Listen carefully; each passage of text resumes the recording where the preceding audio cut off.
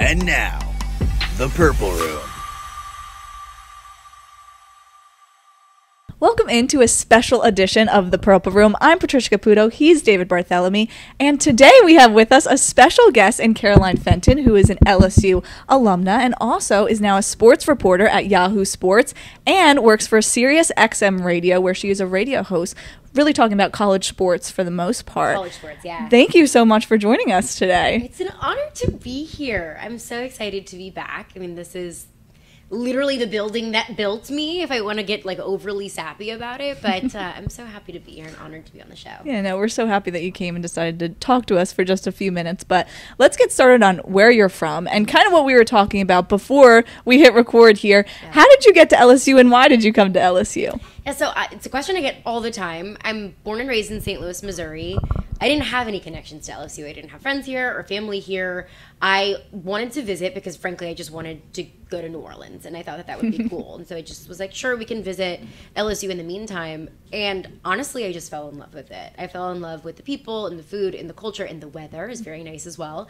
And I knew from really a really young age, but when I was in high school and thinking about what I wanted to do long term, I always knew I wanted to work in sports, and I wanted to come to a school where I could be set up for success to have a professional career in sports and in media, and LSU obviously is the perfect place to do that, and it was the best decision I ever made. Yeah, and you did just that, working at Tiger TV, so can you talk a little bit about your experience there, and possibly some of the changes that you've seen since you've been here when you were in college, but also just coming back today? Yeah, so when I decided to work for Tiger TV, because I wanted to know that this is for sure what I wanted to do. Obviously, a career in media, in sports media, it's not easy.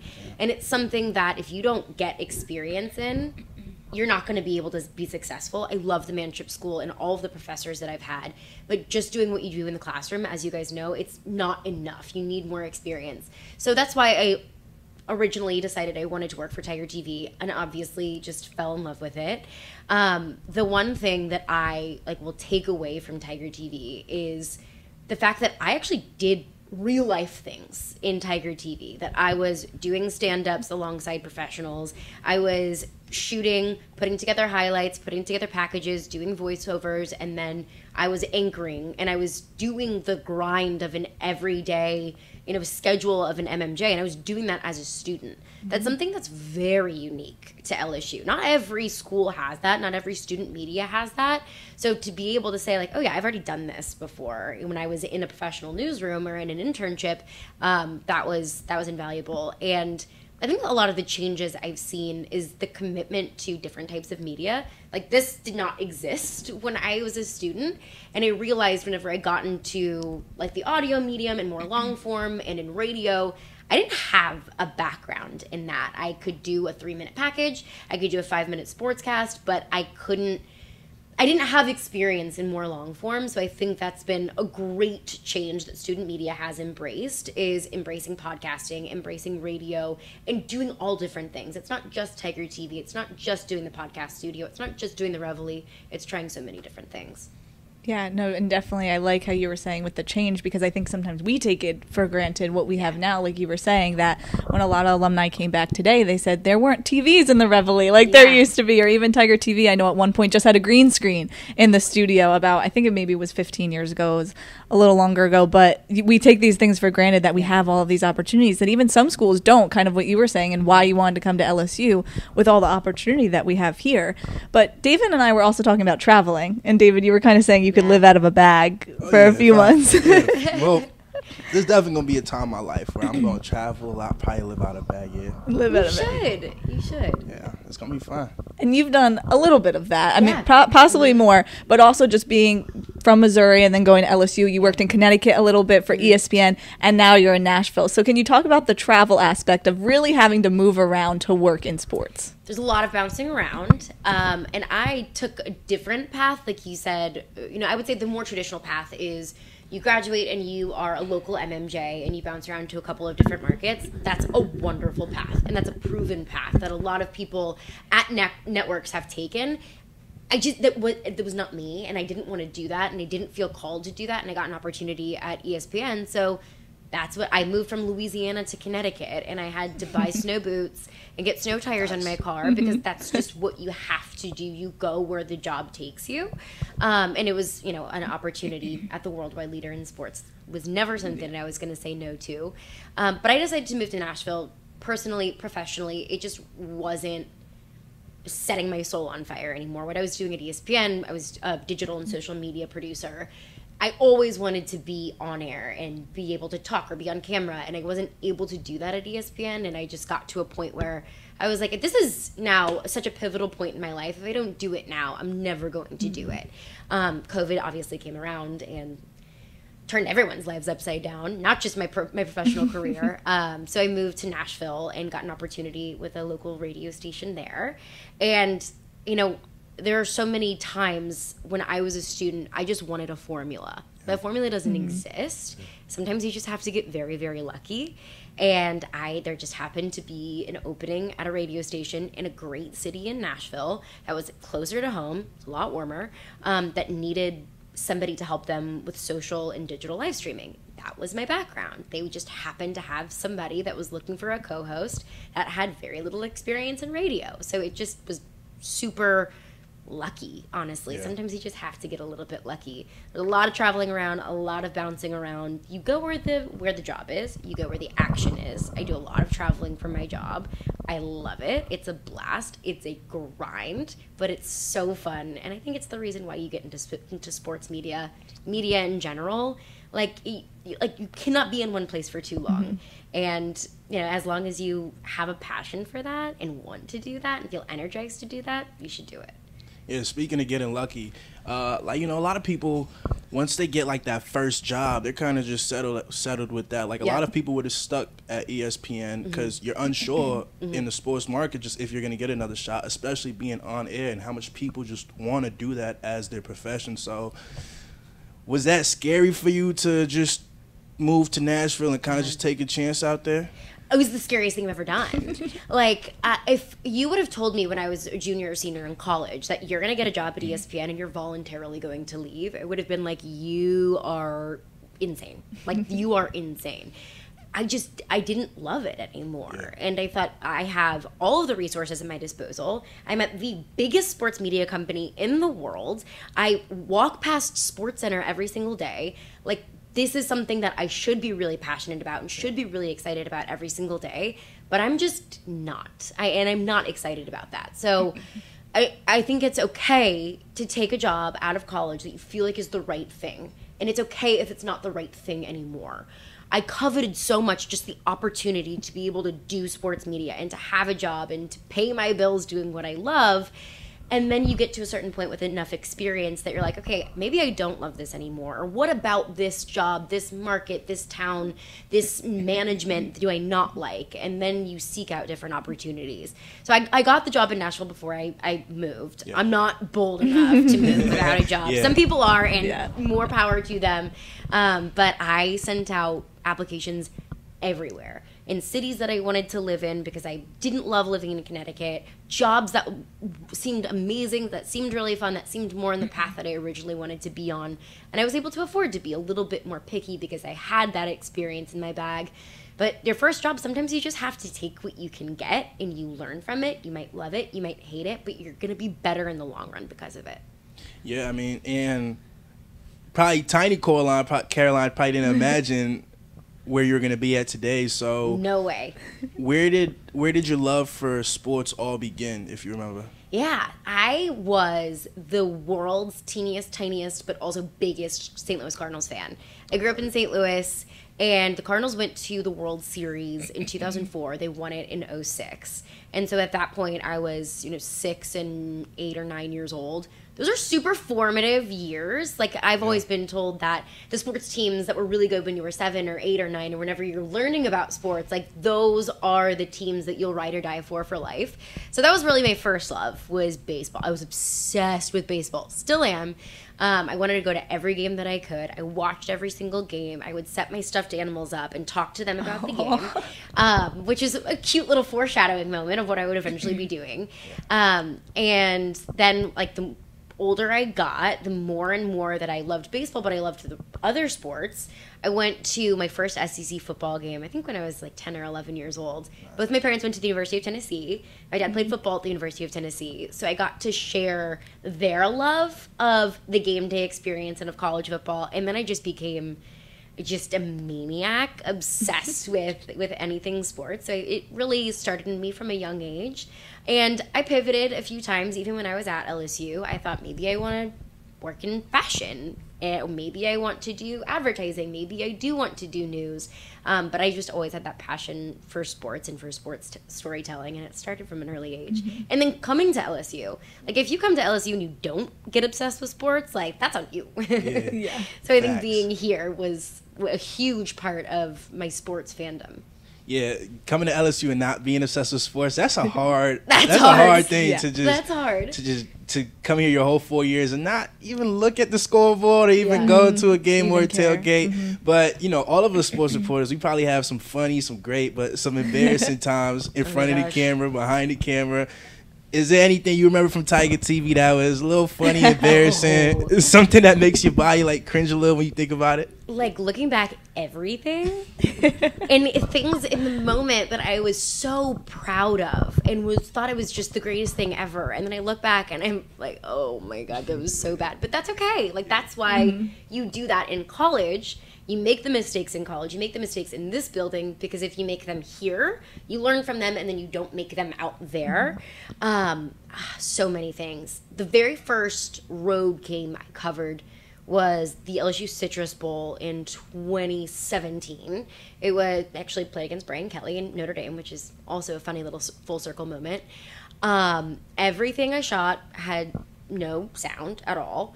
None at all. I didn't know what like you wore to games. So I looked like a sore thumb. I'm wearing like a little dress and it's like 40 degrees outside. I'm freezing. So those little things, and like my stand-ups were terrible, had no sound. It was raining. I did it outside still. I don't know why I decided to do that. Like that was just a whole trip. Like everything I could have done wrong, I did.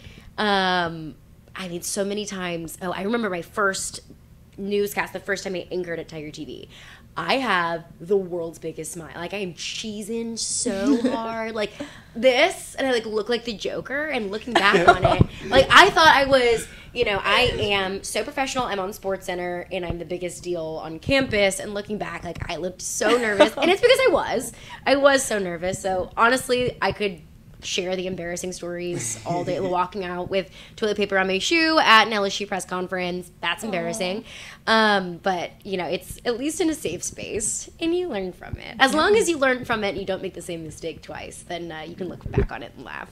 Do you still get nervous before you go on air or before you go live on radio? I do, in a much different way. I feel so much more comfortable now that if somebody texts me and says, like, you need to be on air in the next 30 minutes, like, okay, I can do that. And I have had enough reps that doesn't intimidate me. But there's still an element of performance anxiety that I think comes and never really goes away. And that's a good thing. Then it means you care. And I want to put on a good show. I want to make sure that I'm over-prepared rather than under-prepared. I want to make sure that I'm putting on an engaging show and I can talk about several different things. So I think it's more so that rather than nerves. Once you do things enough times and you go through enough reps, you know, it just kind of becomes second nature. But there's always going to be a first. You know, even when I was 2 years into the radio show in Nashville, I experienced my first coach being fired. And so that's a whole process in and of itself. That's not just like a story that you cover on a day-to-day basis. That's, okay, we have breaking news. The coach just got fired. What do we do? What are my thoughts? How do I process all of this information and also be able to articulately portray like how I'm feeling, what this means for the organization, who do I text or call to get on the show to give their reactions to it. So there's always going to be a first and a new thing that's really scary and kind of creates a lot of nerves no matter how long you've been in the business, but you start to trust yourself a whole lot more and know that you have all of the tools at your disposal to be successful in it. Yeah, I agree. Something I hear from most people is that just the pressure, like the little butterflies are never really going to go away. Yeah. You're going to get used to them and you're going to enjoy them because you're going to know them. that you've worked for this, and those butterflies just mean that you about to eat the fruit of your labor. Yeah, exactly. Yeah, I'm blanking on what I was just thinking about, but That's okay. we were talking about first, and I was kind of thinking, so what was that first moment for you where you're like, yo, I'm really at LSU right now. I'm not home no more. That's a good question. So many experiences. Probably my first Mardi Gras was one of them. But I look around and I'm like, whoa. Mardi Gras. Not St. Louis anymore. Whoa. I think my very first football game as a freshman, that was the last time I think like Mike went around in his cage before the game. The game actually got rained out, which was crazy. It was like the first time an LSU game had been canceled since like World War II.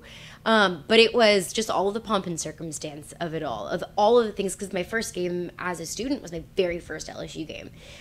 So I think it was just realizing all of these things that people talk about. When we talk about Death Valley, the LSU game day experience, like that is the pinnacle. There is no experience that is better than LSU. There are some that are really good and just as good as LSU, but nothing is better than LSU.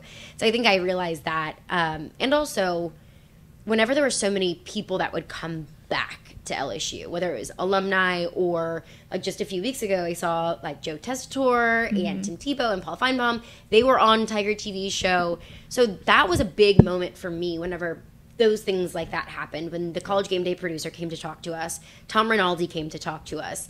It was because we were at a school like LSU that places like ESPN and shows like College Game Day want to be at, because it is an elite game day experience and one of the, I'm biased, but one of the greatest universities in the country. Like that, people want to be here. So many times throughout my college career, pinch me moments, there's so many times that we take things for granted. You walk past the same buildings, you walk past the same people, you're in this beautiful studio every day. You kind of forget how unique and special of an experience it is, and then you get certain things like that, whether it's game days or anything that it might be, that you're reminded of like, oh, this place is awesome. This place is really cool.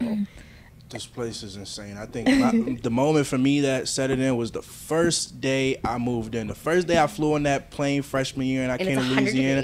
Yes. Yeah, it might have been worse. It might have been 105 degrees because I walked off the plane and the air was just hot. Like once I walked off the plane, wind. I was like, Ma, can we turn around? But nah, it's fun. It's amazing. So you're used to the heat. You said you didn't really like Connecticut. It was a little too cold for you up there? It was cold. After my second winter, I was like, I'm out. Like I literally cannot do this anymore. And it sounds so silly and so trivial, but it was gray all the time. It was cold all the time. I'm living in central Connecticut, and when you're 21, 22, 23 years old, it's not really like the hotbed for like cool, fun, poppin' things to do. And during COVID, I couldn't travel. I was supposed to travel with College Game Day in the 2020 season. I had a flight to Ireland booked for the Navy Notre Dame game, and then all of that went away. So that was kind of a slap in the face too, of like all these things that I was promised, that I worked for, that I earned, I don't get anymore. So I just kind of needed a fresh start. But yeah, it's cold in Connecticut. Yeah, I was definitely gonna say it was during COVID, so it wasn't like you could just go to the city because it's only like a 1 hour train ride. Super to easy New York train City. ride. I would go to New York all the time. I go to Boston all the time. Travel around New England. So nice. I genuinely loved my experience in Connecticut and wouldn't take back a single second of it. It just wasn't for me anymore. Yeah. And kind of as we wrap up here, I'll ask you about how you were talking about so many people come back to LSU. There's so many alumni, and there's so many people that graduate from LSU, especially in the industry. And we sometimes don't even know. And then you go, oh, you're an LSU alum, so am I. Yeah. So how important is the networking aspect, especially in a business like this? It's everything. And I feel like people probably tell you that all the time, that networking is important, connections are important. I cannot stress enough how important they are. It is the most important thing in this industry and what we do. It is all about who you know. Because I don't think that any professors are going to like me saying this. Your report card and the grades that you get in this industry, like nobody cares about that anymore. You're not getting into you're not going to medical school, you're not going to law school. You are now in a business where everything is real life. It's your real life experience, and it's about who can get your foot in the door. every single job that I have gotten, aside from my job out of college at ESPN, has been because of somebody that I know. I got my job at SiriusXM because of somebody here in Baton Rouge that went to LSU, was like, hey, I think Caroline would be great at this. I got my job at Yahoo Sports because one of the managers at Yahoo saw my show on social media and thought that I would be a great fit. That was a connection that I had. So it is all about who you know. Like I said, there's a little sprinkle of luck in there, and a lot of times that's because somebody opened a door for you. And I say that about all of the mentors and people that have helped me in my career. I would love to do that for somebody else that I know or has reached out to me. So never feel shy about reaching out to people. Never feel like you're bugging someone. Somebody told me early in my career that you need to find this line between persistence and obsession and just ride that. If there's somebody whose, job or career path sounds interesting to you, reach out to them. They might answer, they might not. And if they don't, that's fine. There's so many other people out there that are willing to help you. Utilize those resources. If it's helping you get a job, if it's constructive criticism on a podcast or a show that you're doing, reach out to them. If it's just you just want to chat with someone or you're going through something professionally that you need some help with, your people are going to be key. They're everything to you in this business. Yeah.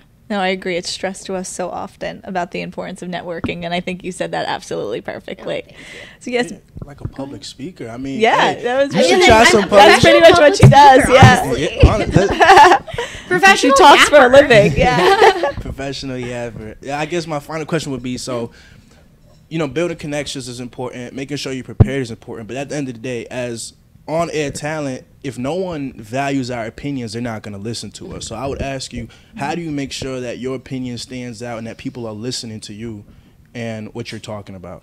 I think it's personality is a huge thing, specifically in this industry. I'm putting on a show, and I'm not any different. I'm still myself, but at the end of the day, it is a show, and I am performing, and I am. Maybe my voice is a little bit more. Maybe I'm getting a little bit more animated than I would be at a kitchen table. But letting your personality shine through, that differentiates yourself a lot. And I think it's important to recognize and acknowledge not everyone is going to like your opinion. Yeah. But if they don't like your opinion, it's because they're listening to your opinion. And that's really important. It's so important, I think, in sports, specifically in radio and podcasting. You have to have a take. You have to have an opinion. Somebody might not agree with it, but your job is to have an opinion and be able to back it up. It might not be right. I can't tell you how many times I've been flat out just wrong about a prediction, but I was able to articulate it and back it up, and maybe I picked the wrong team to win that game, but somebody listened to me that day. Not everyone's going to value your opinion, and that's okay. It takes one person. And maybe that's a manager, maybe that's somebody that's in charge of hiring other places. Maybe that's just somebody that turned on your show for the first time and they really liked what you had to say and they come back for more. You don't need approval from everybody. All it takes is the right person at the right time. I resonate with that. Yeah. But not everyone liking your opinion. Not everyone's going to agree with you, but they're going to hear you. They don't like that I say LeBron's the GOAT. They don't like that I say get through this without the New York Giants are going to the Super Bowl after we draft Shador Sanders. They don't like when I say it. But guess who values those opinions? My mom. And sometimes it's just your mom, and that's okay. That is okay. She will ride or die for you. Yeah, that's what I'm talking about, Ma. Exactly. And she'll probably send your stuff everywhere and have everybody listening to it. And they'll agree. And with who me. knows exactly. Kind of like you were talking about, it just takes one person, the right person to hear it. And then, David's working for the New York Giants. But anyway, that's future GM. Yeah, maybe. Maybe. Trust. We need one. I go in. You'll be back. Bring back Saquon, right? Let's not make this podcast too long because I can start rambling. Yeah, don't hit him, Emily. Yeah, you're right. We'll have a podcast on Friday. We'll have a podcast on Friday. We could talk about Saquon more. I guess while we're on the topic of sports, before we let you go, thank you so much for joining us. Of course. Amazing conversation we just had. You lit my brain up with a bunch of information. I'm about to go to my next class just spitting game at everybody like, hey, you gotta do what you want with your life. But I don't even give me credit. Just say you came up with everything. No, come on, I would give you credit. But LSU goes to College Station this weekend to play Texas A&M. What's your score prediction? Okay, score predictions are tough. This is the game, though. LSU's a 2.5-point dog. I think LSU wins this game. I think LSU is a more complete team than Texas A&M is. I think LSU has a more reliable quarterback than Texas A&M has. It's going to be close. College Station and Kyle Field, it's a force multiplier. Like, if this game was at Tiger Stadium, I would say LSU wins it with so much confidence. LSU has not won in College Station since 2016, and there's a reason for that. It's a really difficult place to play. I would say LSU wins it on a walk-off field goal, 27-24. I like it. Well, David, we'll give our predictions on Friday. It too. we'll give them on Friday during the podcast. But I like that, and I think that was very encouraging and a great way to kind of end it on a kind of like a hype note, right? To be excited for this Saturday. Nice. Caroline Fenton, thank you so much for joining us. I really appreciate it. Thank you. I'm Patricia Caputo. He's David Bartholomew, and this has been our special edition of the Purple Room podcast.